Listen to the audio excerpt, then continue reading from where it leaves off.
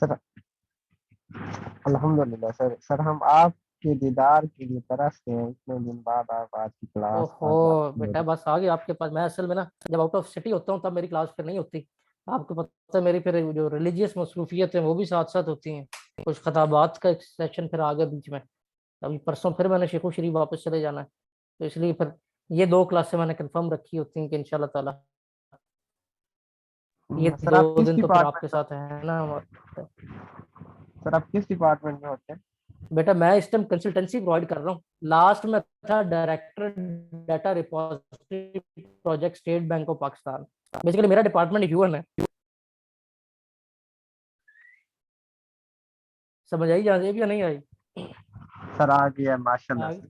लेकिन वो डिपार्टमेंट था और उसके थ्रू गवर्नमेंट के प्रोजेक्ट्स थे जो चल रहे थे, मतलब जिसमें वो पाकिस्तान को फंड कर रहे होते हैं, उन प्रोजेक्ट्स को लुक आफ्टर कर रहे होते हैं। ठीक है, तो जी जी अब तो मेरे सर। क्योंकि पर्सनल मसरूफियत कुछ इस किस्म की थी कि अब मैं सिर्फ कंसल्टेंसी प्रोवाइड कर रहा हूँ, डायरेक्टली एज ए एम्प्लॉय मैं अब नहीं हूँ। वो लास्ट 2017 का जो प्रोजेक्ट था मैंने वो लास्ट किया। अच्छा सर, मुझे ना थोड़ा सा पीपीएससी के बारे में भी गाइड कर दीजिएगा, मेरा भी टेस्ट आने वाला है पीपीएससी का। ठीक है, पीपीएससी का किस सीट का आने वाला टेस्ट? सर लिटरेसी मोबिलाइजर का। चले इंशाल्लाह मुझे लास्ट में याद करवाना, फिर मैं उसके बारे में बताता हूँ आपको। श्योर सर इंशाल्लाह। तो मेरे बच्चों, जैसा कि हर हफ्ते इस क्लास में खुशखबरियां आती हैं, सीएसएस के पेपर तो होने होते हैं साल के बाद। तो वन पेपर जो उनसे वो कंटिन्यूसली चल रहे होते हैं लास्ट। अब आइज आपके जो उनसे इंस्ट्रक्टर भी हैं। आइज हमारी थर्ड जनरेशन ऑफ स्टूडेंट है, मेरा भी स्टूडेंट है, मेरे स्टूडेंट का भी स्टूडेंट है। ठीक है, तो आइज यहाँ पे हमारे साथ फैकल्टी में भी मौजूद है। आइज ने एसटीओ का भी एग्जाम क्लियर कर ली है, इससे पहले एफआई में भी एलोकेशन हुई, उसके बाद आईएसआई का भी एग्जाम क्लियर हुआ। तो ये सारे जो उनसे मामलात हैं, तरक्कियों के आपके साथ गामजन है। तो ये जो हमारा वन पेपर के सेशन है, सीएसएस वालों के लिए क्यों जरूरी है कि सीएसएस वाले एमपीटी जो दे रहे होते हैं और उसके साथ 220 मार्क्स के एमसीक्यूज है, तो सारी जो कॉन्सेप्ट बेस्ड प्रिपरेशन है उनकी यहाँ पे हो रही होती है। ठीक है, तो ये इसका टू टेयर लर्निंग है जो यहाँ पे इसकी वजह से ये आपके लिए इंपॉर्टेंट होता है। तो आज हम जिस टॉपिक का आगाज करने जा रहे हैं, आज हम जो आपके जीके के पार्ट में जो ईडीएस है उसको हम स्टार्ट करने जा रहे हैं। एवरीडे साइंस होता क्या है कि आपका जो एवरीडे साइंस का पोर्शन है, इसको एग्जामिनर ने डिवाइड किया होता है तीन हिस्सों में। ये जीके में भी इसके सवाल आ रहे होते हैं जब जनरल जीके लिखा होता है। मोस्टली उसने साइंस का पोर्शन अलहदा डिक्लेयर किया होता है कि मैंने 20 नंबर के साइंस के सवाल देने ही देने। और वो करता क्या जनाब उसमें कि उसमें सवालों को तीन बेसिक पार्ट में डिवाइड करता है, बल्कि दो बेसिक पार्ट समझ लो। एक पार्ट समझ लो आपका इन्वायरमेंटल साइंस का, और दूसरा आपका जौन सा है जर्नल क्वेश्चन आपके फिजिकल, केमिकल और बायोलॉजिकल साइंस से। ठीक है, फिर रिपीट कर देता हूं। एक स्पेसिफिक पार्ट आपका होता है इन्वायरमेंटल साइंस का, और एक पार्ट वो होता है जिसमें उसने तीनों पार्ट्स के सवाल इकट्ठे करने होते हैं, फिजिकल के भी, केमिकल के भी और बायोलॉजिकल के। हमने जो इसकी प्रेपरेशन स्ट्रेटजी यहाँ पे रखी है, आपको फिर ये चीज हमारे साथ जिन्होंने सफर किया उनको ये बात बड़ी अच्छी तरह क्लियर होगी कि हमारी कामयाबी का राज ही है कि जब आप हमारे पास आते हैं, हमने आपकी एफर्ट को रिड्यूस करना है, आपके टाइम को सेव करना है, और थोड़े टाइम में ज्यादा चीजें आपको कवर करानी। अगर इदारे ने आपका दिमाग खराब ही करना है, आपको मोटी मोटी किताबें पकड़ा देनी है और कहना जाओ खुद ही रट्टे लगाओ, तो उससे बेहतर है कि आप किसी इदारे को ज्वाइन ना करो। हमारे पास आने का क्या मकसद है कि हम उस सारे प्रोसेस को समझते हो। ठीक है, और हम आपको क्या करें मेरे बच्चों कि हम आपको जब ट्रेन आउट करें तो on the base of our experience, on the base of our expertise, what we will do is we are going to shape up according to the requirement of paper के examiner क्या पूछता है। अब क्योंकि मैंने खुद 10 से 12 साल सर्विस, मेरा कोई तकरीबन 500 से ऊपर लोग वो जिनको मैंने खुद इंटरव्यू लेके वेरियस प्रोजेक्ट्स पे हायर किया, मल्टीपल पेपर्स में जब उनकी पेपर प्लानिंग की, तब हमें इंटरनल की पता लगी। एग्जामिनर, जब हम एज एन एग्जामिनर बैठे, हमें पता चला कि एग्जामिनर के पास भी एक की होती है जिसको फॉलो कर रहा होता है जब आपका पेपर डिजाइन किया जा रहा होता है। तो उसी पैटर्न को जब फॉलो करते हैं, हम आपको तैयारी करवाते हैं। अल्हम्दुलिल्लाह यही रीजन है कि हमारा स्टूडेंट जो है वो टॉप पे फॉल कर रहा होता है। तो अब ये जो सब्जेक्ट आपके साथ जिसका मैं आज आगाज करने जा रहा हूँ, this is a part of your general science. General science के वही बात, एक हिस्सा जो है इन्वायरमेंटल साइंस का है, और यानी कि अगर 20 नंबर के सवाल हैं तो 10 नंबर के सवाल आपके आने इन्वायरमेंटल साइंस के, बाकी 10 नंबर को उसने तीन हिस्सों में डिवाइड कर देना है, फिजिकल, केमिकल, बायोलॉजिकल। गोया कि ये साइंस की एक एक शाख है। इस एक एक शाख के एक एक टॉपिक के ऊपर लोग पीएचडी करके रिसर्चर बन चुके हैं, पर आपके लिए जरूरी नहीं है।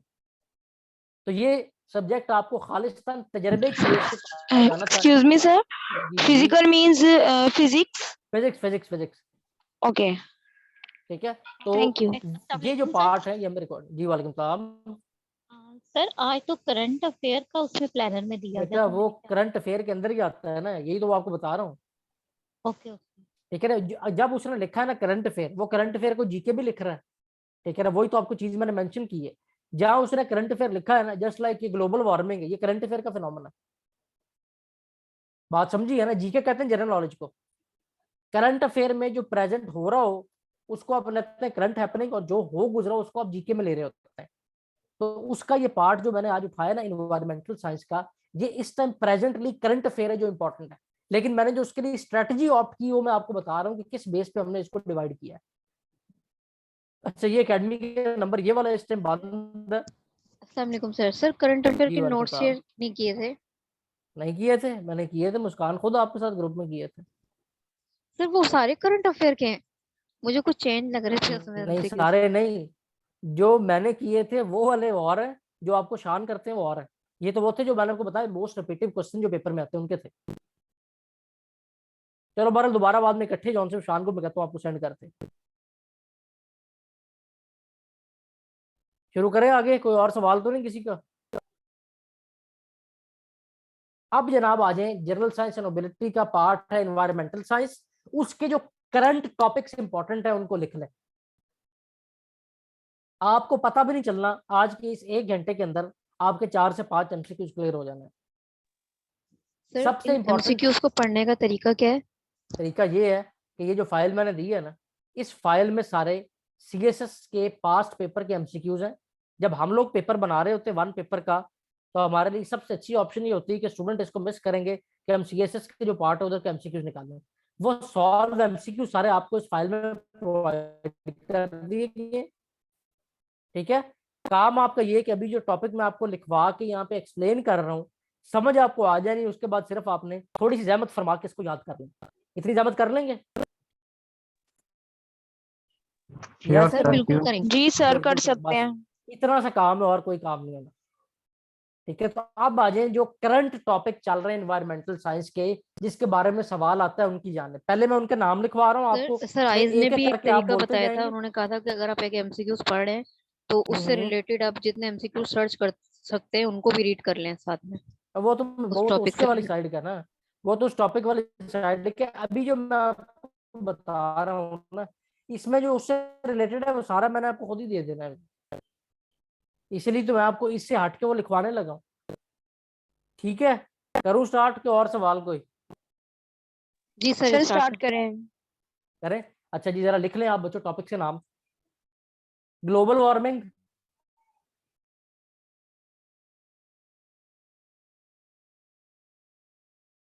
Ozone layer,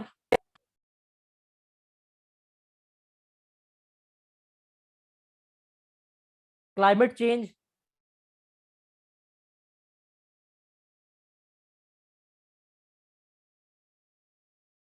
renewable non renewable sources of energy,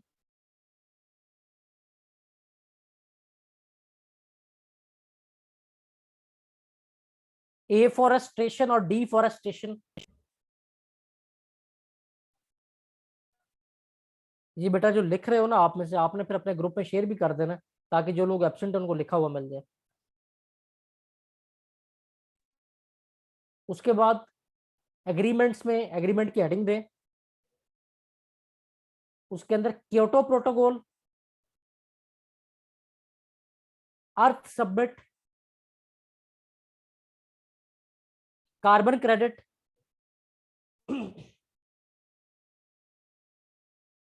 sir carbon credit से पहले क्योटो प्रोटोकॉल, अर्थ सबमिट, ये दोनों नाम आपके सामने लिखे हुए, ये देखें।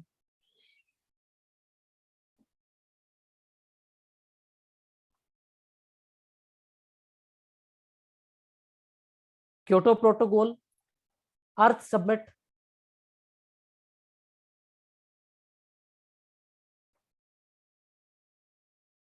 उसके बाद एफोरेस्टेशन और डिफोरेस्टेशन,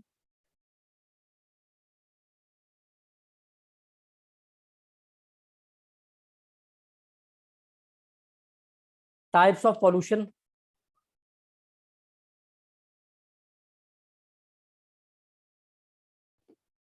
बायोडिग्रेडेबल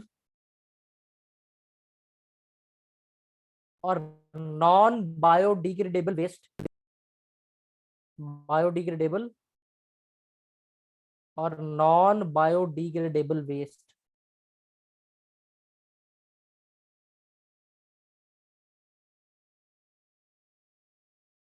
एसिडिक रेन,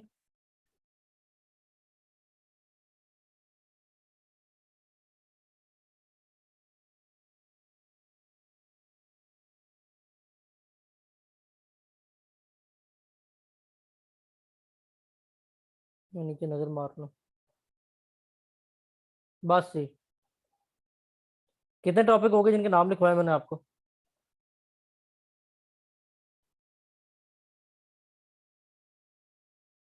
कितने नाम लिखे हैं?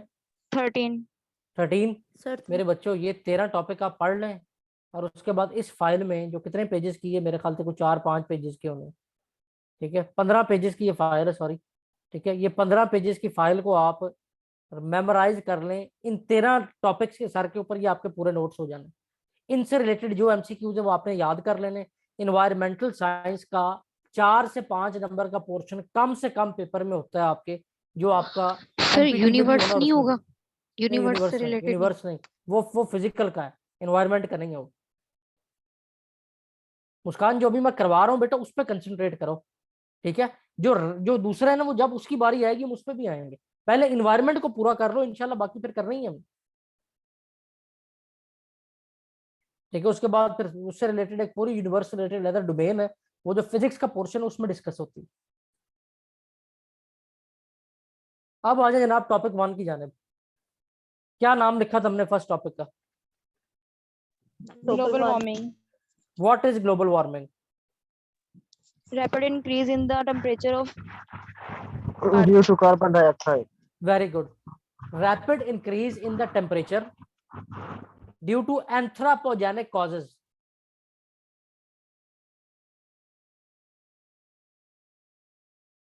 ठीक है, ये आपने डेफिनेशन दी और मैंने इसको यहाँ पे गूगल पे सर्च किया आपको सिर्फ एक इमेज दिखाने के लिए कि ग्लोबल वार्मिंग क्या होती है।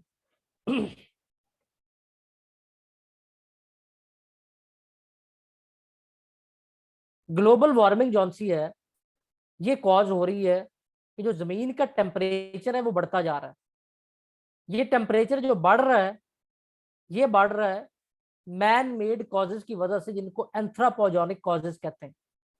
इस टाइम एक इमेज आपके सामने मेरे बच्चों स्क्रीन पे आ चुका है, ये देखो। होता क्या है कि सूरज से शुआएं जमीन पे आती हैं, एक लेयर है जिसका नाम है ओजोन लेयर। सर हम ये भी कह सकते हैं ना कि ये जो ग्लोबल वार्मिंग की जो मेन रीजन है वो ग्रीन हाउस गैसेज हैं। ये बताने लगा मैं, जी सर। ठीक है। जो आपका जौन सा है ओजोन होल, ओजोन लेयर एक लेयर है एनवायरनमेंट की, जिसका काम ये है कि उसने हार्मफुल रेडिएशन जौन सी हैं उसको जमीन पे आने से रोकना है। लेकिन ओजोन में सुराख हो चुका है due to greenhouse gases. लिख लें, ओजोन लेयर जिसमें सुराख हुआ है ग्रीन हाउस गैसेस की वजह से। ये ग्रीन हाउस गैसेस जौन सी हैं, ये आपकी जो है ये निकलती हैं मैन मेड कॉजेज की वजह से, जिसमें CFC, क्लोरोफ्लोरोकार्बन, रेफ्रिजरेटर कार्बन से मोनोऑक्साइड, जी, रेफ्रिजरेटर और एयर कंडीशन से निकल रही होती है। कार्बन मोनोऑक्साइड आपकी मोटर बाइक से निकल रही होती है, और carbon nitrous oxide. Dioxide, good, ये सारी डिफरेंट गैसेस हैं। ये गैसेस जौन सी हैं, इन्होंने एटमॉस्फेयर की इस लेयर को डैमेज किया है, जिसको आप ओजोन लेयर कहते हैं। अब यहां से जब ये सुराख से ये जो आपके सामने इस टाइम अल्ट्रा वायलेट रेडिएशन नजर आ रही है आपको, ये जब जमीन पे आके टकराती है तो टकरा के बाहर निकलना है। बहुत सारी जो सी शुआएं निकल जाती हैं, लेकिन कुछ शुआएं नहीं निकल पाती, जो ये आपकी ultra violet radiation UV radiation कहलाती हैं। ये फिर आके जमीन के ओवरऑल टेम्परेचर को इंक्रीज कर देते हैं। ये जब जमीन के ओवरऑल टेम्परेचर को इंक्रीज कर देती हैं, so because of ozone layer में जो सुराख है वो हुआ है due to greenhouse gases, जिसकी वजह से जनाब क्या काम हुआ है कि आपका जो ओजोन डिप्रेशन है वो ग्रीन हाउस गैसेस की वजह से हुई। जब वहां से शुआएं गुजर के जमीन पे आती हैं, अल्ट्रावायलेट रेडिएशन जमीन से बाहर नहीं जा पाती, तो होता क्या है जनाब कि आपकी जौन सा है क्लाइमेट, उसमें जौन सा रैपिड चेंज आ जाता है, अनयूजुअल चेंज, जो कि असल में होता नहीं है, लेकिन due to the hole in ozone layer और दीज हार्मफुल गैसेस ये आपको नुकसान पहुंचा रही होती हैं इन द फॉर्म कि जनाब सीधा साधा यहाँ के टेम्परेचर बढ़ रहा होता है। This increase in temperature is known as global warming due to greenhouse effect, and this greenhouse effect is caused by various UV radiations that directly hits the earth because of ozone depletion. And what is ozone? Ozone is a layer that is present in your atmosphere. Atmosphere के किस दर्जे पे ozone होती है जी? Stratosphere. Very good. अब यहाँ पे मैंने आपके सामने स्क्रीन पे, वेरी गुड, स्क्रीन पे मैंने ये आपके सामने जो ये एटमॉस्फेयर के डिफरेंट दर्जे हैं वो खोल लिए हैं। दर्जे एटमॉस्फेयर के जनाब क्या है कि आपके एटमॉस्फेयर को डिफरेंट पार्ट्स में डिवाइड किया गया।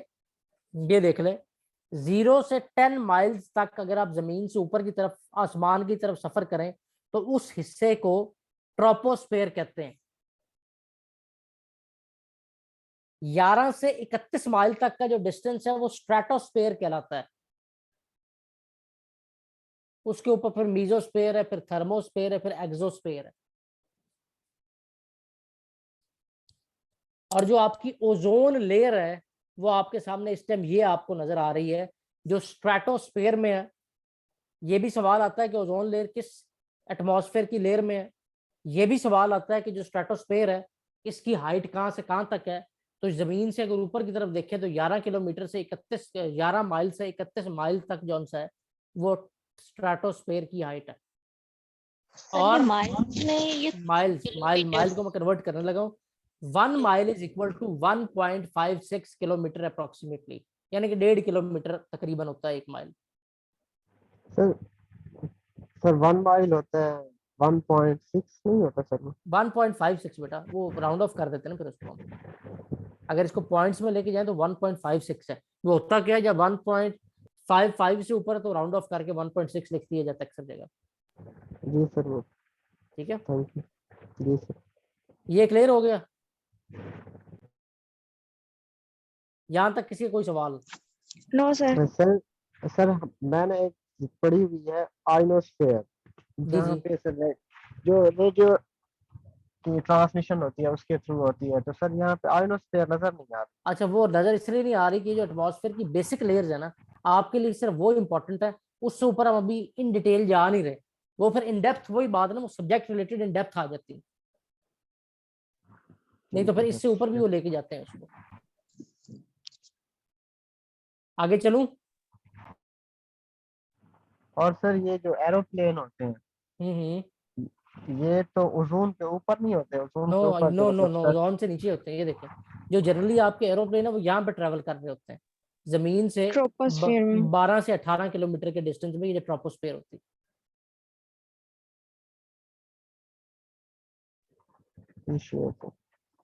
गुड। तो जनाब यहाँ पे आपके 2 टॉपिक क्लियर हो गए हैं, एक ग्रीन हाउस, ठीक है, उसके साथ साथ जौन से आपका एटमॉस्फेयर का।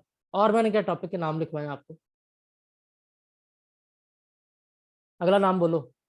Climate change. Climate change. Climate change इसी से रिलेटेड है। ये climate change refers to the sudden increase in global temperature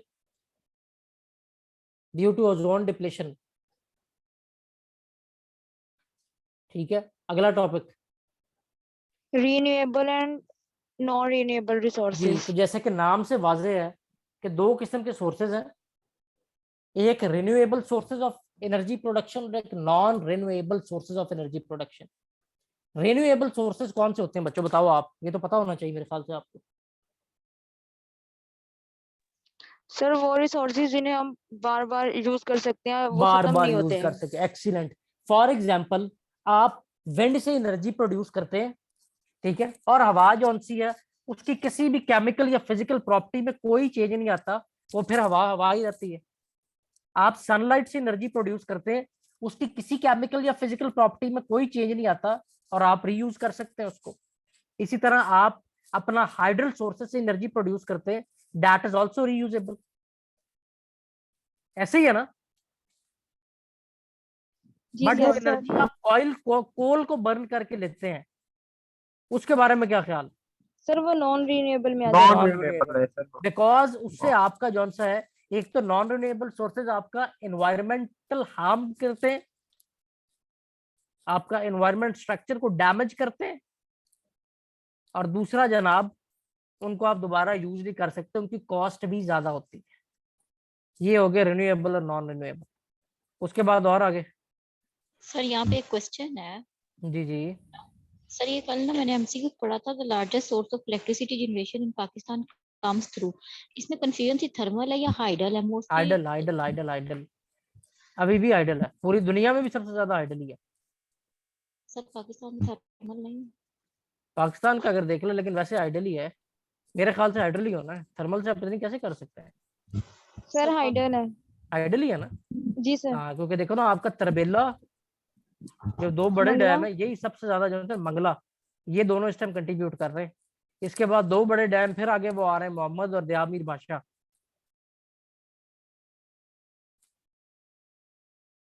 ठीक है। जी सर। सर अच्छा नेक्स्ट है एफोरेस्टेशन एंड डिफोरेस्टेशन। एफोरेस्टेशन और डिफोरेस्टेशन। एफोरेस्टेशन कहते हैं दरख्त लगाना, और डिफोरेस्टेशन कहते हैं दरख्त काटना। जी सर। ठीक है। डिफोरेस्टेशन की वजह से कार्बन डाइऑक्साइड एमिशन जो सी है वो इफेक्ट होती है, because trees are the natural source for balancing your atmosphere. They absorb the CO2 carbon dioxide and reproduce oxygen for your breath. So to restore the natural climate, E for afforestation is very important. आगे जी, अगला नाम क्या था topic का। Kyoto protocol. Kyoto protocol. अब Kyoto protocol में जनाब क्या हुआ कि वो आपके क्लाइमेट चेंज और ग्लोबल वार्मिंग से रिलेटेड ही है। आपका अर्थ सबमिट और क्योटो प्रोटोकॉल, ये दोनों। अर्थ सबमिट में ये फैसला किया गया कि हमने अर्थ को दोबारा से रीस्टोर कैसे करना है, इसके एटमॉस्फेयर को जो नुकसान पहुंच रहा है, और उसके अंदर एक एग्रीमेंट हुआ जिसको क्योटो प्रोटोकॉल कहते हैं। क्योटो प्रोटोकॉल एक एग्रीमेंट था जिसके अंदर कंट्रीज ने ये एग्री किया कि जो कंट्रीज जितनी ज्यादा इंडस्ट्रियलाइज है, वो उतनी ज्यादा जौन सी है वो सोर्स यूज कर रही है for industrialisation, carbon dioxide emission कर रही है। तो जनाब ये फैसला बाहमी तौर पे किया गया कि वो कंट्रीज जो ज्यादा इंडस्ट्रियलाइज है, जो ज्यादा कार्बन डाइऑक्साइड एमिशन करती हैं, they will basically give a fine, जिसको नाम दिया गया कार्बन क्रेडिट का, जो कि यूज किया जाएगा उन कंट्रीज पे जो कंट्रीज जिनके ऊपर हार्मफुल इफेक्ट आ रहे हैं ड्यू टू क्लाइमेट चेंज। और टॉप 10 कंट्रीज जो मोस्ट इफेक्टिव है ड्यू टू क्लाइमेट चेंज, उनमें 7वें नंबर पे पाकिस्तान का नाम है। Is it clear. Yes sir. Very good. Sir मैंने क्योटो क्योटो प्रोटोकॉल के बारे में थोड़ा सा पढ़ा था जी जी कि जो अंटार्कटिका है कॉन्टिनेंट, जी उसमें जी। सुना है कि ओजोन होल दोबारा री जनरेट हो रहे हैं। हाँ जी, उधर ही है ना ओजोन होल, वहां पे ही है ना, वहां से बर्फ मेल्ट होती है, उसकी वजह से ये सारे तूफान आ रहे हैं, और उसकी वजह से ही जो आपका सी लेवल है वो हर साल जो है वो 1 डिग्री इंक्रीज हो रहा है। सर वो सुना है कि यही क्योटो प्रोटोकॉल यूज कर जब से करना शुरू किया है तो वहाँ पे ओजोन होल जो है ना खत्म हो रहा है। वो इसलिए ऐसे हो रहा है है सर? ना, वो ओजोन और में फर्क पड़ा है, खत्म नहीं हो रहा लेकिन फर्क पड़ा है। वो अर्थ सबमिट में इस तरह की जौन सा है, वो आपके इकदामात उठाए गए हैं कि आपने इसको बैलेंस कैसे क्रिएट करना है। ये जो आपका बिलियन ट्री सुनामी है इंटरनेशनल फंडिंग से, ये भी उसी प्रोजेक्ट का एक हिस्सा है। जी श्योर सर। जी बच्चों, अगला टॉपिक क्या था? Excuse me sir, sir Kyoto protocol दोबारा बता दें। जी बेटा, प्रोटोकॉल या ट्रिटी, ये नाम है एग्रीमेंट्स का, ठीक है, बेसिकली ये एग्रीमेंट ही है, ठीक है। इस एग्रीमेंट में ये फैसला किया गया कि वो कंट्रीज जो ज्यादा इंडस्ट्रियलाइज है, जहाँ पे इंडस्ट्रियल ग्रोथ बहुत ज्यादा है, जैसा अमेरिका है, चाइना है, ये कंट्रीज जो कार्बन डाइऑक्साइड ज्यादा एमिशन करती हैं बिकॉज इंडस्ट्री यूज के लिए वो ज्यादा आपकी जो एनर्जी सोर्सेज को यूज कर रहे हैं, तो वो एक फाइन की सूरत में एक अमाउंट देंगे जिसको कार्बन क्रेडिट का नाम दिया जाएगा। और ये कार्बन क्रेडिट यूज किया जाएगा उन कंट्रीज की रिस्टोरेशन के लिए जो क्लाइमेट चेंज से इफेक्ट हो रही है। समझ आ गई या नहीं? जी सर आ गई है। आ गई, सर वेरी गुड। अर्थ जी समिट आशा, चाहिए। अर्थ अर्थ सबमिट बेसिकली वो कॉन्फ्रेंस थी ना, सबमिट कहते हैं कॉन्फ्रेंस को, जिसका हिस्सा जो आंसर था, जो रिजल्ट था, वो प्रोटोकॉल था। सर ये वर्ड सबमिट है या summit, SUMMIT I think. SUMMIT है, सबमिट, सबमिट, सब नहीं है, सब में सर लास्ट पे T या D? TTT। जी नेक्स्ट टॉपिक बेटा। Types of pollution. ठीक है, टाइप्स ऑफ पोल्यूशन में जनाब 3 किस्म की मेन पोल्यूशन है। लैंड पोल्यूशन, उसके बाद साउंड पोल्यूशन जिसको नॉइज पोल्यूशन कहते हैं, और वाटर पोल्यूशन, ठीक है। और सबसे जो मेजर टाइप है इसकी, जो आपकी मेन आनी है, वो एयर पोल्यूशन। इन तीनों के एमसीक्यूज आगे आ जाएंगे, लेकिन इसकी जो वजह है मेन, वो मैं आपको बता देता हूँ। जो वाटर पोल्यूशन है, उसकी सबसे बड़ी वजह जौन सी है, वो ये है कि आपकी जौन सी इंडस्ट्रीज है, ये जो अपना वेस्ट है, इसको आप जौन से नेचुरल वाटर में मिक्सअप कर रहे हैं। इसमें सबसे इंपॉर्टेंट जिस पे एमसीक्यू आता है, वो है ग्राउंड वाटर कंटामिनेशन। जेरे जमीन पानी का खराब होना, जो भी प्रेजेंट करंट अफेयर का सवाल है कि जेरे जमीन पानी कैसे खराब हो रहा है, पीने के काबिल क्यों नहीं रह रहा, क्या रीजन है वैसे, कैसे खराब हो रहा sir excessive use of fertilizers. है? Excellent Rabia, very good Rabia. मैं जी शान को सर। कह दूंगा, अगर आप अभी एडमिशन ले रहे हो तो आपको स्कॉलरशिप मिलेगी, जी sir. Merit thank you. Based scholarship के लिए आप एलिजिबल है बेटा, थैंक यू सो मच ठीक सर। है। बाकी शान से कांटेक्ट कर लेना, मैं उसको बता दूंगा सारा प्रोसीजर। राबिया माशाल्लाह बहुत एक्टिव बच्ची है, दोनों क्लासेस में मैं नोट कर रहा हूँ, ठीक है। सर तो क्या ये आप, जी जी, एक्सक्यूज मी सर, जी सर जी, क्या ये फैसिलिटी भी अवेलेबल है स्कॉलरशिप वाली? जी बिल्कुल बेटा, हमारी नीड बेस्ड मेरिट बेस्ड दोनों स्कॉलरशिप होते हैं।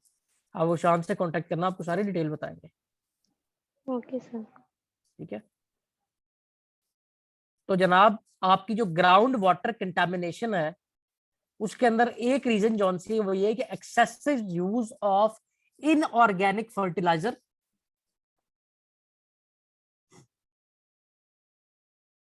और उसके बाद जो आपकी इंडस्ट्रीज हैं, इन्होंने जो होल करके अपना जो वेस्ट है वो डायरेक्ट ग्राउंड वाटर में फेंक रहे हैं। एसिडिक रेन तो बात की कॉज है, Abdul Abdul Samad. Sir acid rain तो एयर पोल्यूशन की जी, cause है। एयर पोल्यूशन की वजह से वो। गुड बेटा, ये भी ठीक है जो आप कह रहे हो, lack of proper drain system. लेकिन वो जो एमसीक्यूज देता है ना, वो एमसीक्यूज कॉन्टेस्ट में देखो तो सबसे ज्यादा ये ग्राउंड वाटर कंटेमिनेशन का देता है, जिसकी मेन कॉज वो आपसे पूछता है, ये जो आपकी इनऑर्गेनिक फर्टिलाइजर है। जी अगला क्या टॉपिक है? Biodegradable and non biodegradable. जी, बायोडिग्रेडेबल और नॉन बायोडिग्रेडेबल। अच्छा, बायोडिग्रेडेबल जौन सा है वो क्या है जनाब, कि जिसको आप जमीन में दफन करें और वो खुद ही से खत्म हो जाए, उसको बायोडिग्रेडेबल कहते हैं। जस्ट लाइक योर जो आपके सब्जियां सब्जियां छीलते हैं उनके छिलके वगैरह। सर मतलब नेचुरल डिकम्पोजेबल। Natural decomposable. और जो नॉन बायोडिग्रेडेबल है वो ये जस्ट लाइक प्लास्टिक, जिसको जमीन में दफन भी कर दें तो उससे कोई असर नहीं पड़ता। जो लैंडफिल में बेटा उनसे भी कंटेमिनेशन होती है, लेकिन वो लैंड पोल्यूशन कॉज होती है।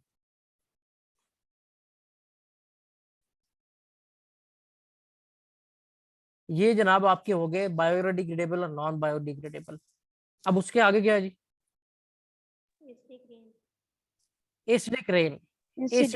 एसिडिक रेन जौन सी है जिसके अंदर आपकी आयनाइजेशन हो जाती है, आपके जो natural compounds of you can say molecules of oxygen है वो जौन से हैं अल्टर हो जाते हैं, because air pollution mix with your water of rain, तो वो रेन को एसिडिक कर देती है। ये अभी आगे इसका फॉर्मूला पूछा जाता है, वो आएगा। इसी तरह स्मोक है आपका। स्मोक क्या है? Basically the mixture of smoke and fog, this is known as smoke. ठीक है, क्लियर ये भी? जी सर। नेक्स्ट टॉपिक क्या है? सर बस यही थे। यही थे? जी सर। बताओ, टॉपिक सारे क्लियर हो गए? जी सर हो Yes, sir. गए। Very good. बेटा स्मोक और फोग में डिफरेंट ये है कि जो स्मोक है वो बेसिकली उसके अंदर आपका जो एयर पॉल्यूशन है उसकी वजह से जो स्मोक है वो मिल जाती है फॉग के साथ। स्मोक ने ऊपर को जाना होता है, फॉग ने नीचे को आना होता है। तो जब ये दोनों आपस में मिक्सअप हो जाते हैं तो ये एक जगह मुअल्लक हो जाते हैं और it mix up and create smoke that is harmful. ठीक है, और अदरवाइज आपको फॉग पता ही है। अब आ जाओ मेरे बच्चों एमसीक्यूज की जाने। ये 13 टॉपिक थे जो मैंने आपको पहले क्लियर करवाए हैं। अब आपको इन नोट्स में कोई चीज भी ऐसी नहीं लगेगी जिसको आप ना जानते हो, चाहे आपका साइंस का बैकग्राउंड है या नहीं, everything will be on your finger tips. इससे रिलेटेड जो एमसीक्यूज है वो सारे आपने पढ़ते जाने। ये देख रहे हैं सीएसएस के पेपर्स का हवाला दिया हुआ। ठीक है, तो ये सीएसएस के पेपर्स में ये सारे सवाल आ चुके हैं in your current affair and in your general science and ability part. अच्छा जी, ये ओजोन लेयर से आ गया। Ozone layer protects the earth from dash rays. किन रेज से प्रोटेक्ट करती है? UV. UV, excellent. Ultraviolet rays, UV अभी मैंने आपको बताया। अच्छा जी, ozone layer is present in atmosphere above earth. किस लेयर में होती है ये? Stratosphere में. एक्सीलेंट। ये देखिए आयनोस्फीयर जिसकी आप बात कर रहे थे वो ये है। ठीक है, तो ये स्ट्रेटोस्फीयर में आपकी प्रेजेंट होती है। ओजोन लेयर प्रिवेंट्स, ये देख ले कितनी दफा ये सवाल आया हुआ है। Earth from which rays? Ultra violet radiation, वो UV UV, rays. sir. UV rays. Excellent. The gas predominantly responsible for global warming. Carbon Carbon dioxide. Carbon dioxide. Carbon dioxide का फॉर्मूला क्या है? Carbon dioxide CO2। Very good, very good, very good, excellent. The concept of carbon credit originated from, अभी बताया आपको, किससे निकला Kyoto था? Protocol. Kyoto Kyoto Protocol। Protocol. बताओ, चीजें फिंगर टिप्स पे आई है कि नहीं आई? कितने मिनट क्लास को गुजरे अभी हुए हुए? बताओ। सर अभी हो रही है क्लास। वैसे सर ये कॉन्सेप्ट पहले क्लियर थे, अब माशाल्लाह और ज्यादा क्लियर है। अब फिंगर टिप्स पे आ जाएंगे। यानी कि अभी जी सर। आपको तकरीबन 30 मेरे मिनट ख्याल हुए हैं से सर। 30 मिनट या 40 मिनट हुए। 40 मिनट में आप सीएसएस के एमसीक्यू का जवाब दे रहे हो, कैसा जादू है? वैसे सर वैसे ये एकेडमी ज्वाइन करने का फायदा बहुत हुआ है, मुझे तो फायदा बहुत हुआ है। अच्छा, अल्लाह ताला खैर रखे इंशाल्लाह ताला। ये आपकी कामयाबी के साथ साथ हम लोग मौजूद हैं, बेफिक्र हो जाओ। The Pakistan pollution received the largest dose of ionization, ionizing radiation natural from source. natural source, वही जो source. नमक शमक है, which Natural. are air pollutant. Aerosol. Aerosol. Aerosols क्या होते हैं? ये स्प्रेज वगैरह होते हैं ट्रेस वगैरह होते हैं सर। वेरी सर गुड, इनका एक्सीलेंट। बॉइलिंग पॉइंट भी बहुत कम होता है सर, छा उड़ गए, जाते छा हैं। गए मेरे बच्चों, छा गए हो। अच्छा जी, which of the following does not cause soil erosion? अब यहाँ पे सवाल आता है soil erosion किसे कहते हैं? सन जमीनी कटाव सर। जमीनी कटाव भी कहते हैं और जमीन से मिनरल्स का या पार्टिकल्स का एक जगह से दूसरी जगह मूव कर जाना सॉइल इरोजन कहते हैं। विंड, हवा चलती है रेगिस्तान में, मिट्टी उड़ के एक से दूसरी जगह चली जाती है। जी सर। जानवर ओवरग्रेजिंग करते हैं तो पाँव के साथ मिट्टी एक जगह दूसरी जगह चली जाती है। पानी आता है बहा के ले तो जाता है। जमीन एक जगह से सिर्फ दूसरी जगह। सूरज बचता है आपके पास, जो जितना मर्जी जमीन पे पड़ता रहे, उससे सॉइल इरोजन नहीं होती। Is it so? Yes, sir. Next is acidic rain is due to. Oxides of oxide of sulphur. Sulphur. Very good. Oxides of oxide of sulfur. Sulphur जौन से हैं, ये मिक्सअप हो जाते हैं आपके H2O के साथ, और आपका ये एसिडिक रेन का कॉज बनते हैं। Among the most harmful non-biodegradable waste is radioactive. radioactive waste। जो Radioactive। आपके जहाँ पे रेडियो एक्टिव फॉर्मेशन हो रही हो या रेडियो एक्टिव कॉज हो रहा हो, कंडक्ट वो आप कर रहे हो टेस्ट वगैरह, उसकी जो वेस्ट है वो सबसे ज्यादा हार्मफुल है इन तमाम में से। Sir, इनमें से out of- कौन सा वो है जो आपका बायोडिग्रेडेबल है? वो बायोडिग्रेडेबल होगा ना, यही मैं जी सोच कायोडाइन कौन सा बायोडिग्रेडेबल, वैसे आपको कंफ्यूज करने के लिए उन्होंने यहाँ लिखा होगा। ठीक है। An example of renewable sources of energy, water. Excellent. अभी मैंने आपको बताया क्यों वाटर है, क्योंकि पानी वैसे का वैसे रहता है, बिजली पर वैसे का वैसा रहता है। कंपोजिशन सर चेंज इसकी नहीं चेंज होती। नहीं होती सर। Very good, excellent. इस टाइम पाकिस्तान में जो 2 डैम रिसेंट बन रहे हैं, आपकी असाइनमेंट है उनके बारे में आपने देखना है, उनका क्या आउटपुट है और वो कब तक तैयार हो रहे हैं। दयामीर भाषा डैम दयामीर और भाषा मोहम्मद डैम। और मोहम्मद। वेरी सर गुड, एक शाबाश, का एक आगे। इंडस पे बन रहा है sir. Very Gilgit good, Indus. Baltistan वाली साइड पे। Very good, very good, very good, excellent. Gilgit में बन रहा है, ठीक है, और इंडस रिवर पे बन रहा है। इंडस रिवर जिसको दरिया सिंध भी कहते हो। जी सर, पाकिस्तान का लार्जेस्ट रिवर है ये। पाकिस्तान का लार्जेस्ट रिवर ये है। वेरी गुड, और सर लार्जेस्ट डैम भी इस पे है हमारा तरबेला, एक्सीलेंट। वर्ल्ड का। रिवर ही आपके Land- पास। अच्छा, एक चीज और यहाँ पे लिख लो, जिंदगी में काम आएगी। रिवर्स में आप कंफ्यूज हो जाते हैं कि कौन से रिवर इंडिया के पास गए, कौन से पाकिस्तान के पास आए। आपने बताओ सर। ICJ से याद रखना है। बताऊं सर मैं? ICJ, ये पहले लिख लो। I फॉर, बताओ इंडस जाने। Chenab Jhelum. Indus. Indus Excellent. Chenab Jhelum. Very good. C for Jhelum और J for Chenab.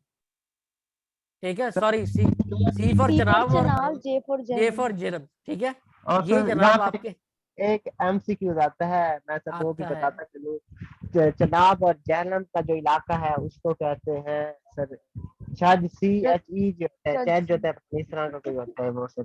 Excellent, very good, very good. देखो माशाल्लाह कितने एक्टिव हो गए। साइंस बच्चों को सुला देती है, और आप लोग तो इतने एक्टिव हो गए, साइंस पढ़ रहे हैं जैसे सारे साइंसदान बच्चे। सर सर हम साइंसदान लग रहे हैं।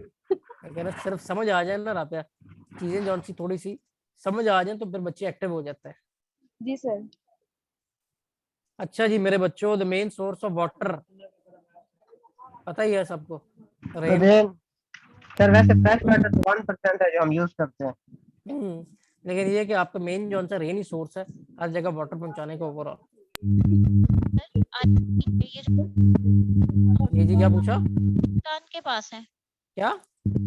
ICJ, ये इंडस, चनाब और झेलम जो है, ये तीनों रिवर। ये पाकिस्तान के पास है। और रावी, पाकिस्तान सतलुज, ब्यास ये इंडिया के पास ये है। इंडिया के पास है। ठीक है, और ये आपका है इंडस वाटर ट्रीटी। इसका ये भी सवाल आता है, इसको मेडिएट सर, किसने किया था? 1960 में वर्ल्ड बैंक ने करवाया था। Excellent, excellent, very good. Pakistan India के दरमियान मेडिएशन वर्ल्ड बैंक ने करवाई थी। आगे चले। जी सर। Very good. अच्छा जी मेरे बच्चों, pollution is not caused by the use of dash solar energy. वही मैंने आपको बताया कि रिन्यूएबल सोर्स है तो कोई पोल्यूशन नहीं होती। पाकिस्तान में सबसे बड़ा इस टाइम सोलर पार्क कहाँ पे है? Sir Quaid e Azam solar park Bahawalpur. Excellent, very good, हमारे डिस्ट्रिक्ट में है सर, मुझे तो पता होना चाहिए। Very good. पता होना चाहिए, सारों को पता होना चाहिए। Yes sir. Ozone layer is in the upper atmosphere is destroyed by chlorofluorocarbon. chlorofluorocarbons। Carbon. Excellent. इसका फॉर्मूला है CFCs। CFCl। Yes sir. Very good. The gas associated with global warming, carbon dioxide. Carbon dioxide जिसका CO2। Formula है CO2। CO होता है carbon monoxide sir. वो Very good, जो शाबाश। होती है। In water pollution, industries are said to be the line Line source source। Line source. Industries zone सी है ये मेन है, जो सारा पानी जोन सा है वो फेंक रही होते हैं। जी सर, इसी की वजह से पानी पोल्यूटेंट होता है जी। Sir. Which of these is a non renewable source. कौन? मतलब क्या है कौन इस सा? बात का? मतलब कोयला। कोयला जो है वो सर मतलब इसको दोबारा वो यूज किया जा रिसोर्सेज सकता जिन्हें है, हम दोबारा रिसाइकल दोबारा नहीं हो यूज नहीं कर सकता। सकते। वेरी गुड, यानी कि एक दफा रिसाइकल इसको नहीं हो जला सकता के सर। एनर्जी प्रोड्यूस यस कर सर। लेते दोबारा यूज नहीं होती। और करंट सर अफेयर में ये भी रिसाइकल सवाल आता है कि सबसे बड़ा कोल का प्रोडक्शन प्लांट कहाँ पे लगा है पाकिस्तान में? सर भूल गया, पड़ा हुआ है। साहिवाल कादराबाद। जी जी सर, सही बात। लिख लो, साहिवाल कादराबाद में सबसे बड़ा इसका प्लांट लगा है। उसके बाद which of these is biodegradable, वही काउ और dung. The pollution dung। Standard index scale as span from 0 से 500। अगर 200 से ऊपर हो तो उसको हार्मफुल समझा जाता है, और पाकिस्तान में ये 400 तक चली जाती है। और आपके बंदे जो यहाँ पाकिस्तान में बसने वाले हैं वो ये खा पी रहे होते हैं। ढीठ हो जाते हैं। ढीठ है ही ढीठ। बहुत ही ढीठ है। हाँ, तो बैसियत कौम मुकाबला कर रहे हैं ना सर। जी जी सर, अच्छा जी, विच ऑफ द हर कोई एक फॉलोइंग दूसरे इज से ऊपर एन जा रहा ऑर्गेनिक गैस? है। अमोनिया। अमोनिया। ये रटा लगा लेना सर बस। वैसे वैसे रेफ्रिजरेटर में यही गैस यूज होता है हाँ सर। जी। मैं इंजीनियर हूँ तो अच्छा जी, बताता चलूँ sir. Very good very good. The major contributor of carbon monoxide, ये सबको पता होना चाहिए। जो आपके मोटर। मोटर व्हीकल्स है ना, उनसे निकलती है ऑल कार्बन अबाउट। मोनोऑक्साइड। ये सवाल बड़ी जी दफा सर। पेपर में आया बच्चों। Yes sir, yes. और ये आपकी वही जो ग्लोबल वार्मिंग कॉज कर रही है गैसेस में। ओजोन इज फाउंड, वही क्वेश्चन रिपीट हो रही है दोनों। The principal source of volatile organ, not important. Industrial process है सर ये सर तो। ये तो केमिस्ट्री का क्वेश्चन है। वही इसलिए मैं यहाँ से छोड़ रहा हूँ नहीं है। अच्छा आनी जी, चाहिए, केमिस्ट्री भी आती है सर, आएगी पूछते वो भी चलेगा। आएगी। आपने पढ़ी है तो आपको याद कराएंगे, बेफिक्र हो जाओ मेरे बच्चा। जी सर, मैंने अभी खत्म किया है जनरल साइंस का टॉपिक अच्छा। पूरा। अच्छा जी, सल्फ्यूरिक डाइऑक्साइड ये हम बाद में करेंगे। अच्छा जी, which of the following is an air pollutant? Carbon carbon monoxide, अभी मोनोऑक्साइड जिसका सर, ये जिक्र आप कर स्मोक में चुके हैं। होती है। यस सर, ये स्मोक स्मोक में में होती होती है। है, वेरी गुड। ये आपकी एयर पोल्यूटेंट है जिसकी वजह से एयर पोल्यूशन में इजाफा होता यस है। Sir. Which of the sir following is a breathing में अच्छा सेकेंडरी एयर करती है। पोल्यूटेंट? जी। ओजोन। नहीं, carbon ozone. Dioxide. Ozone ozone. नहीं नहीं, सही ओजोन सही है सर। सही। सेकेंडरी ओजोन है। सेकेंडरी सर ओजोन है, O3। गुड। अच्छा जी, स्मोग, ये आ गया जी स्मोग। स्मोग इज, sir smoke and Combination fog, of smoke ये and नहीं, fog। Combination of smoke and fog. दो चीजें मिलती हैं सर इसमें, लो बच्चों, धुआं और कोई। 45 मिनट लगे इन्वायरमेंटल साइंस का खात्मा हुआ चाहता है। कैसी रही क्लास? इंटरेस्टिंग थी सर। अब बाकियों के लिए जिनका साइंस का बैकग्राउंड है उनको ही बोलने दो, कोई तो समझ में भी आई कि नहीं आई? सर अच्छी थी, चीजें रिवाइज हो गई हैं। Very good. आपको एक आधा टॉपिक और करना है कि बस हो गई है? सर सर करवा करवा दें। दे। बाकी सारे मेजोरिटी अथॉरिटी दो बंदों के सर लिए नहीं। सर सर फिजिक्स करवा दे। ना ना ना, पहले सबको बताने दो, क्योंकि साइंस खत्म करना बहुत मुश्किल है। आप तो इंजीनियर हो तो बाकियों के क्या कसूर है? सर बस कर दें प्लीज। एक वोट बस का हो गया। और जी, ओहो ओह, आप तो नहीं कर सकती, मुझे तो नहीं लगता। अब्दुल समद ने जनाब न्यूट्रल वोट दिया है। ये प्रेस कॉन्फ्रेंस ना करनी पड़ जाए। पीटीआई छोड़ है सर। वही कह रहा हूँ। ठीक है, और बस क्या और करना है कोई? सर फिजिक्स करवा दे। बाकियों को तो बोलने दो। सर करवा दें एक टॉपिक करवा और। दे। सर ये चलो चलो एक करवा दें क्या? मुझे लगता है इनको सुबह कोई काम नहीं, हम लोगों ने तो जॉब पे जाना है। ओहो, नहीं अब देख लो तो वो सर बढ़ते जा रहे। मैं भी सर, मैं टीचिंग करता हूँ, सुबह सर मैं 7 भी बजे मुझे टीचिंग स्कूल करती जाना हूँ। होता है। वेरी मुझे गुड वेरी सुबह गुड। 7 बजे स्कूल जाना होता है। बस फिर आप इंजीनियर हो, हम यहीं ब्रेक लगा रहे हैं, अगला टॉपिक अगली क्लास में करेंगे। समझ नहीं आई तो मुझे दोबारा कराना पड़ना वो। सर इजी है वैसे, जनरल साइंस ये बहुत इजी है, एवरीडे साइंस बेटा करते बेसिकली हैं। पता क्या है, इससे पहले ना एक सोच जेन में लाया करो साइंस के जो सवाल आपको एग्जामिनर ने देने हैं ना, वो वही देने हैं जो जनरल फिनोमेना आपके सामने हो। ठीक है, मतलब जो आपको पता हो ना, वैसे ही आपको for the sake of knowledge पता होना जरूरी है। ठीक है, उसमें आपको इतना कंफ्यूज होने की जरूरत नहीं। वैसे मैं आपको नोट्स दिखाता हूँ, दूसरा पढ़ाता नहीं है, लेकिन मैं आपको बताता जरूर हूँ कि हमने वो कैसे करना है। अब देखें, एक मैंने आपको ये पार्ट रखा है जिसमें आपके फिजिकल, केमिकल और ये जो उनसे दूसरे हैं ना, इनको इकट्ठा कर दिया।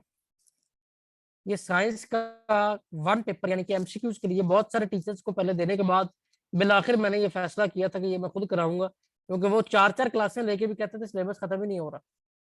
तो वही बात, जितनी क्लासेस ज्यादा ले रहे हैं स्टूडेंट्स को, उतना डी ट्रैक किया जा रहा है, तो उतना पूछा नहीं जाना जितना उनको पढ़ाया जा रहा है। ठीक है, तो ये इंशाल्लाह ये देखें, इसमें भी ये सारा इंपॉर्टेंट नहीं है, जहाँ जो जरूरी है वहां से वो कराऊंगा और वही आएगा इंशाल्लाह। ठीक है, यस सर। फिर हमारे स्टूडेंट्स के इसके बाद रिव्यू ऐसे होते हैं, मैं भी आपको दिखाता हूँ ताकि आपको पता चले कि जो कराएंगे वो आता है कैसे पॉसिबल है। ये देखें, ये रिव्यूज देखें आपसे पुराने बैचेस के, ये देखो, यानी कि जो करवाया जा रहा है वो आ रहा है on the base of our experience. मेरे बच्चों, पेपर बना बना के और कंडक्ट कर करके, कॉन्टिन्यूसली ट्रेंड ऑब्जर्व कर करके अल्लाह का करम है, इतना एक्सपीरियंस हो गया। ये नहीं कि हमने कोई पेपर आउट करवाए होते हैं, लेकिन हमने एज एन एग्जामिनर क्योंकि पहले सोचा समझा होता है, तो उसके मुताबिक ही फिर चीजें आपकी पेपर में आ रही होती हैं। Yes sir. सर वैसे यहाँ पे स्टाफ बहुत अच्छा मिलता है, स्टाफ भी अच्छा है, स्टाफ भी अच्छा मिल रहा है। अल्लाह खैर करेगा बेटा इंशाल्लाह। जैसे वही बात है कि क्योंकि हम खुद सारे इस प्रोसेस से गुजरे हुए हैं, हमें स्टूडेंट्स की ग्रीवियंसेस भी पता है, फिर हम इसको as a not business model हम इसको लेके नहीं चल रहे, लेकिन ये समझ लो कि एक सोशल सर्विस है। जी सर, ये इस बात से सर मैं एग्री करता हूँ कि आप इसको एज अ बिजनेस नहीं लेके चल रहे। तो ऑब्वियसली क्योंकि एज अ बिजनेस फिर आप ऐसा कर नहीं सकते होते। तो हमारा तो ये कि अल्लाह खैर रखे, एक मुआशरे की बुनियाद रख रहे हैं जिसमें अल्हम्दुलिल्लाह हम बहुत हद तक कामयाब है। इस टाइम कोई ऐसा गवर्नमेंट डिपार्टमेंट नहीं कि हमारे लोग ना बैठे हों, कोई ऐसा प्रोविंस नहीं, कोई ऐसी सिटी नहीं जहाँ पे हमारे लोग ना बैठे हों। सर इंशाल्लाह हम भी किसी ना किसी जगह एक दिन जाएंगे इसी इदारे से पढ़ के। इंशाल्लाह इंशाल्लाह बेटा इंशाल्लाह। You all are the team and part of VN. ठीक है, आप हमारे ब्रांड एम्बेसडर भी हैं, और यहाँ पे जो मिन्नतें हो रही हैं उनका मुंह बोलता सबूत भी है। Yes sir. जिनकी पहली क्लास थी, कैसी लगी क्लास? राबिया है, ये लर्नर के नाम पे है। कैसी रही क्लास बच्चों? सर अच्छी रही है। सर काइंडली सब्जेक्ट का वो बता दें कि कितने मार्क्स का एक सब्जेक्ट होता है, जैसे ये जनरल साइंस एंड एबिलिटी है जी एंड मैं बिल्कुल करंट बता अफेयर्स देता है। हूँ। ये देखिए बच्चों, ये आपका सिलेबस है जो वन पेपर का है। सीएसएस केएमपीटी का और जनरल जितने ही वन पेपर आते हैं उनका ये सिलेबस होता है। ठीक है, इसमें जो उसने परसेंटेज डिवाइड की सर होती मेरा है ना, भी एक वन पेपर है लिटरेसी मोबिलाइजर का। अब वेरी गुड, वो उसमें भी देखिए यही सिलेबस है। मैं भी बैठा हूँ लिटरेसी मोबिलाइजर का। ठीक है, ये सिलेबस है बेटा उसका। ठीक है, अब इसमें जो परसेंटेज वाइज उसने एरिया सर डिवाइड ये किया वन होता पेपर है, का है। ये वन पेपर का है। सीएसएस का एमपीटी का भी यही सिलेबस है।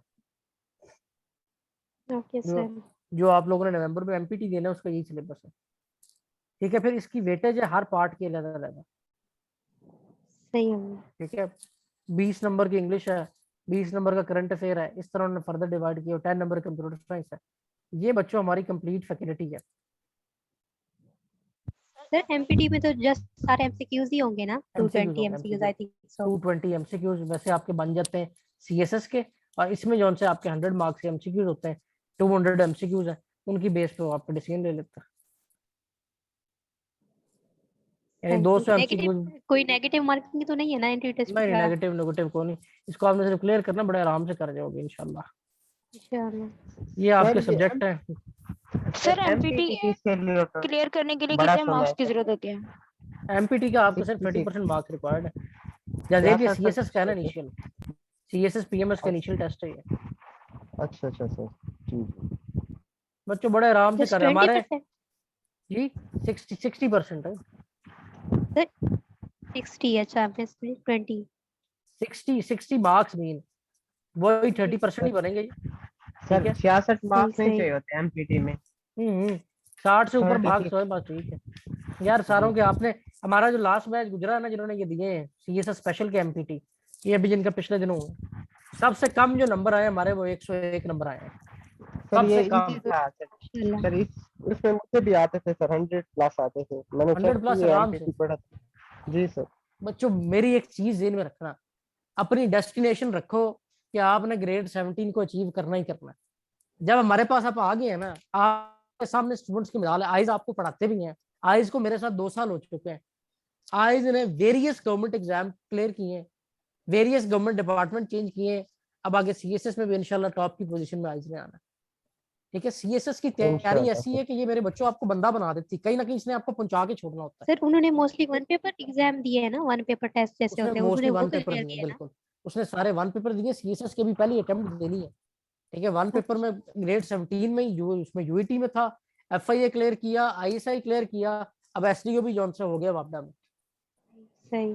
सर ऐसा भी हो सकता है जैसे सीएसएस से पहले आप वन पेपर कर लें और उस पे भी आप यही है ना 70 पे बेटा, जाते हैं यही ना। यही तो चक्कर है कि होता क्या है कि अब सीएसएस की तैयारी ऐसी है कि वन पेपर की तैयारी ऑटोमेटिकली हो जानी। अब आप लोग जो सीएसएस के लिए यहाँ पे आए हो, आप लोगों जी ने सर। एमपीटी के लिए तो पढ़ना ही पढ़ना ये सब कुछ। तो आपने जनाब एमपीटी की तैयारी के बाद जो भी अच्छी गवर्नमेंट सीट है उसके टेस्ट देने शुरू कर देना है। तो सीएसएस के साथ साथ आपका ये खुद ही एक जो सा है वो एक सिस्टम प्रिपेयर हो जाना। वालों को एफआईए एक्ट पढ़ाया जाता माइक सही करके बोलो बेटा, सही आवाज नहीं आ रही है, अच्छा आ रही कम आ रही है। सर अब आ रही है आपको? जी जी आ रही, क्या पूछ रही बेटा? सर एफआईए का एक्ट भी पढ़ना है ना हमने एफआईए के एक्ट आपने पढ़ना है मेरे बच्चों। एफआईए के एक्ट में से आपके सारे सवाल जो उनसे हैं वो मैं आपको दिखाता हूँ कहाँ से आते हैं। इधर सर गया एफआईए एफआईएक्स तो सर असिस्टेंट एडी के लिए है, एडी के इंस्पेक्टर लिए, ये जनरल। देखें, सर वो जब एडी की मैं बारी आएगी, ये एक जी सर क्लास की सर मार है, एफआईए एक्ट कुछ भी नहीं है।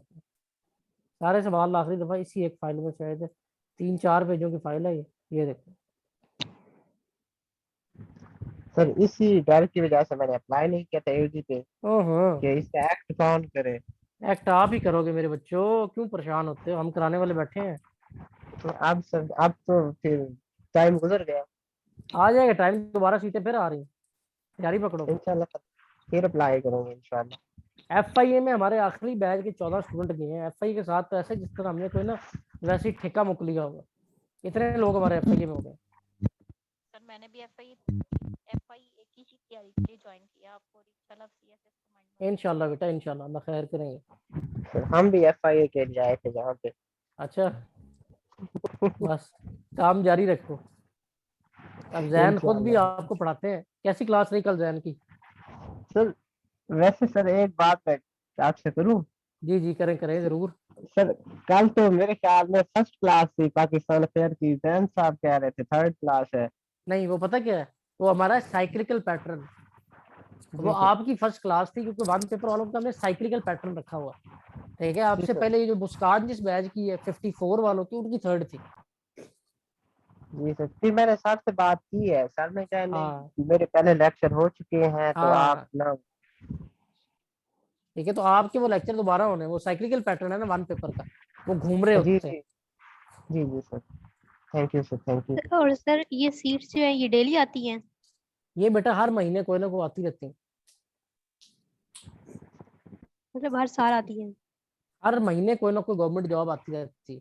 ठीक है, तो आप तैयारी अगर एक दफा कर लेते हैं तो आप मल्टीपल जॉब्स के लिए प्रिपेयर हो जाते हैं, क्योंकि सिलेबस यही होता है मोस्टली, तैयारी एक दफा की जाती है, सीटें बार बार आती है। बार बार आती है। ये भी अच्छा है। हाँ तो आप अब देखो एफआईए की पिछले साल में 3 दफा सीटें आई हैं एक डिपार्टमेंट की। ठीक है, तो ये कि सीएसएस, जो बंदा सीएसएस की तैयारी करता है ना, वो बेटा कहीं मार नहीं खाता, उसने कहीं ना कहीं एलोकेट हो ही जाना होता है। जी सर। ठीक है जी, ऑल क्लियर, कोई और सवाल किसी का? सर लास्ट पे मेरे सर आपसे क्वेश्चन है, जब सर इस लेक्चर से फ्री हो जाएंगे तब मैं आपसे करूंगा। जी ये लेक्चर तो हो गया फ्री, अब आपके सवाल पूछे। सर मोबिलाइजर के बारे में थोड़ा सा गाइड कर दें, उसका अच्छा उसके पेपर लिए ना आने बेटा वाला है, सर मैं दो नेक्स्ट मंथ। दो वेबसाइट्स के नाम लिख लो। जी सर एक बताएं। एग्जाम वीडा जी एग्जाम रीडा हो गई सर। और दूसरा इंडिया बेक्स। अच्छा एग्जाम रीडा, सर एग्जाम रीडा से क्या करना वहां से आपने मैथ और कंप्यूटर साइंस का पार्ट देखना है। और सर दूसरी कौन सी और है? ये इंडिया बेक्स, यहाँ से भी आपने यही देखना है। सर मैथ तो मैंने देखनी नहीं है, मैं कंप्यूटर सर इन दो से देख लूंगा। बाबू ही मतलब आपके जो भी है ना, जी यहाँ से जी। पीपीएससी वाले सवाल दे रहे होते हैं। और सर इसके अलावा इसमें सर सिलेबस की डिस्ट्रीब्यूशन जो है वो 9 सब्जेक्ट है, 9-10, वो सर इसमें। वो तो वही है ना, वो तो आपको बताई हुई मैंने। इसके अलावा एक फाइल अभी आपके लिए जरूरी है, मैं आपको सेंड करवाता हूँ। ये देखो, ये वाली पास पेपर वाली, नजर आई जी स्क्रीन पे? जी सर। सर वैसे पास पेपर की बुक पड़ी है मेरे पास, पड़ी है ना, 49 बस है, ठीक है। उससे वो जौन 93 से ने एडिशन। पास पेपर जौन से वो रिपीटेबली सर करते हैं ये या रिसेंट पास पेपर है या पिछले साल वाले या उससे पिछले साल वाले हैं या बेटा, इस साल इसमें वाले हैं? इसमें हमने किया कि हमने सीएसएस के तो सारे इकट्ठे किए हैं मैंने। सीएसएस का हर पेपर सॉल्व करा के हम ऐड ऑन करते जा रहे होते हैं, ये देख रही हो? क्योंकि असल सवाल यहाँ से आते हैं सारे। जिसने ये फाइल कर ली ना, उसको समझ ले कि पेपर में सवाल इसमें से आने ही आने हैं। कोई तरीके कार ही नहीं कि आप सकेंगे इससे सवाल नहीं आएंगे। ठीक है? Yes sir. यहाँ से सब इजी क्लियर होंगे। सर वैसे क्या? सर बेसिक्स लेवल के आएंगे, ये थोड़े से हाई नहीं हो नहीं जाते? यार, ये कोई नहीं, बेसिक लेवल हाई लेवल नहीं होता, लेवल वही होता है। उनको इस चीज से गर्ज है कि मेरिट क्लोज कितने पे करवाना है, 70 पे होना है, 80 पे होना है। अगर 70 पे यस करवाना है सर। तो वैसे 30 सर नंबर के सवाल पीपीएससी का, डिफिकल्ट। पीपीएससी का नॉर्मली होता है यही क्लोज है, 70 के अराउंड।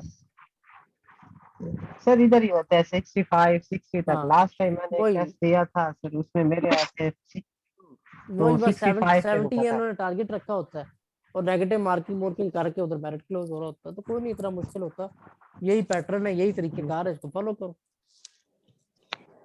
और सर यहाँ से सारे एमसीक्यूज ही क्लियर होते हैं, किससे? ये जो पास पेपर से आपने दिए हुए हैं? ये एमसीक्यू सारे आपको पता क्या है? आप तो मेरे साथ उसमें भी थे ना, जो सीएसएस की क्लास में। आपका क्या नाम क्या है बेटा?